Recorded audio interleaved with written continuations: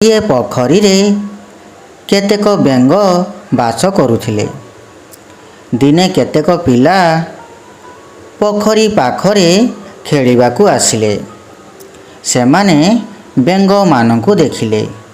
ପିଲାମାନେ ଗୋଡ଼ି ସଂଗ୍ରହ କରି ବେଙ୍ଗମାନଙ୍କ ଉପରକୁ ପକାଇଲେ।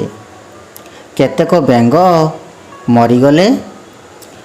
ଶେଷରେ ବୟସ୍କ ବେଙ୍ଗ ପୋଖରୀ ଭିତରୁ ବାହାରି ଆସି ପିଲାମାନଙ୍କୁ କହିଲେ, ପିଲାମାନେ, ଦୟାକରି ଆମ ଉପରକୁ ଟେକା ପକାଅ ନାହିଁ। ଯାହା ତୁମକୁ ଖେଳ ତାହା ଆମକୁ କାଳ ଅଟେ। ପିଲାମାନେ ବେଙ୍ଗର କଥା ଶୁଣି ଦୁଃଖ ଅନୁଭବ କଲେ।